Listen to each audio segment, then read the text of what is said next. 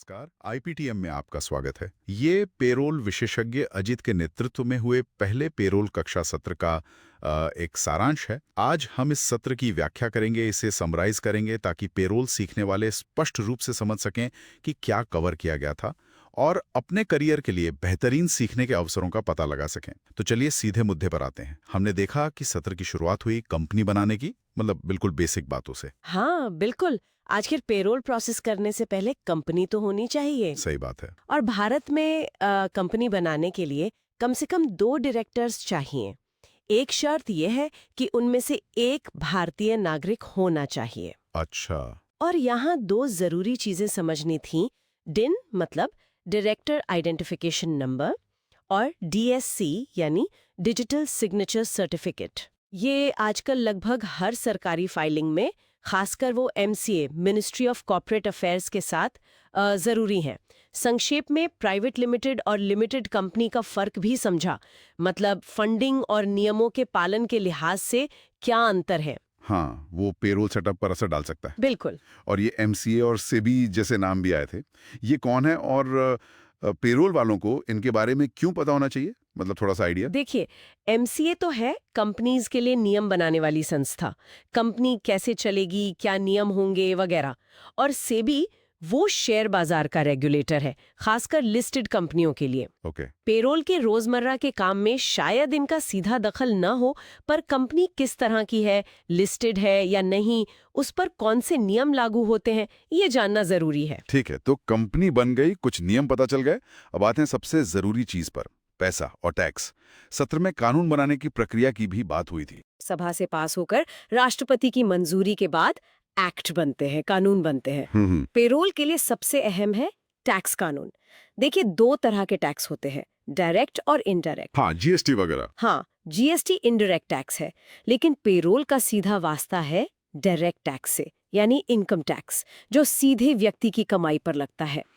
Income tax act 1961, ये तो payroll की गीता कुरान जैसा है। बिल्कुल। इसमें ये फाइनेंशियल ईयर और असेसमेंट ईयर का बड़ा चक्कर रहता है। इसे सरल शब्दों में कैसे समझें? कोई आसान तरीका? हाँ, देखिए, बहुत आसान है। सोचिए, FY मतलब फाइनेंशियल ईयर वो साल है जब आपने मेहनत करके पैसे कमाए। अच्छा, कमाया। हाँ, जैसे अप्रैल 2023 से मार्च 2024 तक। और AY यानी असेसमेंट ईयर वो अगला साल है जब आप हिसाब किताब करके सरकार को बताते हैं कि पिछले साल कितने कमाए और उस कमाई पर कितना टैक्स बनता है। ओके। जैसे अप्रैल 2024 से मार्च 2025। ये तारीखें, ये FY और AY का कॉन्सेप्ट पेरोल के लिए बहुत जरूरी है। और पैन और टैन ये भी बड़े कंफ्यूजिंग लगते हैं कई बार। हाँ, लगते हैं। पैन तो समझिए आपका टैक्स वाला आधार कार्ड है, आपकी पर्सनल टैक्स पहचान, हर इंडिविजुअल का होता है। ठीक है। लेकिन टैन वो कंपनी या उस एंटिटी का लाइसेंस नंबर है जो टैक्स काटती है, मतलब जो दूसरों की सैलरी से टैक्स काटने के लिए ऑथराइज्ड है। अच्छा, तो कंपनी को टैन चाहिए टीडीएस काटने के लिए। बिल्कुल। पेरोल में रोज इसी टैन की जरूरत पड़ती है। और हाँ, एक और बात थी, टैक्स देनदारी इस पर भी निर्भर करती है कि कोई व्यक्ति भारत में कितने दिन रहा, वो रेजिडेंशियल स्टेटस वाला कॉन्सेप्ट। हाँ, वो रेजिडेंट, नॉन रेजिडेंट। एग्जैक्टली। उससे टैक्स रेट्स और क्या इनकम टैक्सेबल है ये बदल जाता है। ठीक है। और कमाई के अलग अलग तरीके भी बताए गए थे। Income heads. हाँ, इनकम टैक्स कानून कमाई को 5 हिस्सों या हेड्स में बांटता है। सैलरी, हाउस प्रॉपर्टी से इनकम, बिजनेस या प्रोफेशन से प्रॉफिट, कैपिटल गेन्स और अदर सोर्सेस। ओके। लेकिन पेरोल का फोकस सिर्फ इनकम फ्रॉम सैलरी पर होता है। जाहिर है। इसमें बेसिक सैलरी, भत्ते जैसे HRA, मकान किराया भत्ता, LTA, लीव ट्रैवल अलाउंस और कुछ अन्य फायदे जिन्हें परक्विजिट्स कहते हैं, वो सब शामिल होते हैं। तो टैक्सेबल सैलरी निकालने का तरीका क्या है? स्टेप्स क्या हैं? हाँ, इसे स्टेप बाय स्टेप समझें। पहला स्टेप, अपनी पूरी सैलरी यानी ग्रॉस सैलरी कैलकुलेट करें, सारे कंपोनेंट्स जोड़कर। ठीक है, ग्रॉस सैलरी। फिर उसमें से कुछ छूटें घटाएं अगर लागू होती हैं तो, जैसे HRA की छूट और स्टैंडर्ड डिडक्शन, वो तो आजकल सबको मिलता है, नई और पुरानी दोनों रिजीम में। हाँ, स्टैंडर्ड डिडक्शन। बिल्कुल। उसके बाद अगर आपने टैक्स बचाने वाले इन्वेस्टमेंट्स किए हैं, जैसे सेक्शन 80C में PPF, ELSS वगैरह, या 80D में हेल्थ इंश्योरेंस प्रीमियम, तो वो कटौतियां घटाएं। Okay, chapter 6A deductions. हाँ, चैप्टर 6A डिडक्शंस, वो सब घटाने के बाद जो बचा वही आपकी टैक्सेबल इनकम है, उसी पर टैक्स कैलकुलेट होता है। और TDS यानी सैलरी से टैक्स कटना, ये कैसे होता है? और ये नई पुरानी टैक्स रिजीम का क्या मामला है? TDS का मतलब है टैक्स डिडक्टेड एट सोर्स, मतलब सोर्स पर ही टैक्स काट लेना। कंपनी आपकी अनुमानित सालाना इनकम पर पूरे साल का टैक्स कैलकुलेट करती है। अच्छा, एस्टिमेट करती है। हाँ, एस्टिमेट करके उसे 12 महीनों में बांटकर हर महीने आपकी सैलरी से थोड़ा थोड़ा टैक्स काट लेती है और सरकार को जमा करा देती है। ठीक है। हाँ, अगर बोनस जैसा कोई एकमुश्त पेमेंट मिलता है तो उसका टैक्स उसी महीने ज्यादा कट सकता है। ओके, और ये रिजीम? हाँ, टैक्स रिजीम, देखिए पहले एक ही व्यवस्था थी जिसे अब पुरानी रिजीम कहते हैं। उसमें कई सारी छूटें थीं, HRA, LTA, ATC, ATD वगैरह, लेकिन टैक्स के रेट्स थोड़े ज्यादा थे।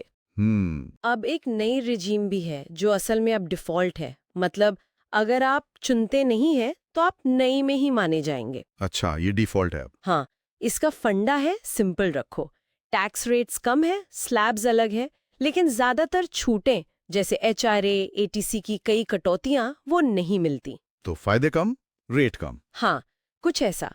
हालांकि इसमें भी स्टैंडर्ड डिडक्शन मिलता है, और एक खास बात, इसमें रिबेट लिमिट ज्यादा है। मतलब अगर आपकी टैक्सेबल इनकम 7 लाख तक है नई रिजीम में, तो आपको कोई टैक्स नहीं देना पड़ता। ओके, ये बड़ा पॉइंट है, 7 लाख तक टैक्स नहीं। बिल्कुल, तो दोनों के अपने फायदे नुकसान हैं, चुनना पड़ता है कि किसके लिए क्या बेहतर है। सत्र में प्रैक्टिकल काम के लिए एक्सेल और सीखने के तरीकों पर भी जोर था, है ना? निश्चित रूप से पेरोल में एक्सेल बहुत बहुत काम आता है। कुछ बेसिक फॉर्मूलाज जैसे upper, lower, text function, if condition, dated if, इन सब का जिक्र हुआ। हाँ, डेटा क्लीनिंग और कैलकुलेशंस के लिए। एग्जैक्टली। और एक्सेल की कुछ सेटिंग्स जैसे डेवलपर टैब एक्टिवेट करना, पावर पिवट का इंट्रोडक्शन, ये सब ऑटोमेशन में मदद करते हैं। और सबसे ज़रूरी बात, नोट्स बनाना, उन्हें ऑर्गेनाइज करना, होमवर्क करना और लगातार प्रैक्टिस करना। बिना प्रैक्टिस के ये सब सीखना मुश्किल है। ये तो है। यहाँ तक कि चैट GPT या जेमिनाई जैसे AI टूल से स्मार्ट नोट्स बनाने का सुझाव भी दिया गया। कैसे आप उनसे मदद लेकर अपनी लर्निंग को बेहतर बना सकते हैं। टेक्नोलॉजी का इस्तेमाल। बिल्कुल।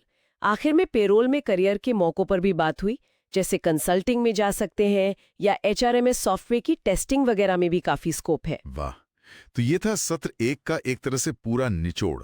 मतलब कंपनी की बुनियादी बातों से लेकर टैक्स की गहराइयों और प्रैक्टिकल टूल्स तक काफी कुछ कवर हुआ लगता है। हाँ, और ये बुनियाद मजबूत होना बहुत जरूरी है, क्योंकि पेरोल आप जानते हैं लगातार बदलने वाला फील्ड है, नियम बदलते रहते हैं। और हाँ, अगर कोई लाइव सत्र या व्यक्तिगत मार्गदर्शन की तलाश में है तो IPTM के आने वाले कोर्सेज को जरूर देखें और लाइव ट्रेनिंग में शामिल हों। बिल्कुल, यदि आपको ये चर्चा उपयोगी मिली और आप सीखना जारी रखना चाहते हैं तो इंतजार ना करें, अगला वीडियो भी देखें और कुछ नया सीखते रहें। Happy learning. धन्यवाद, नमस्कार।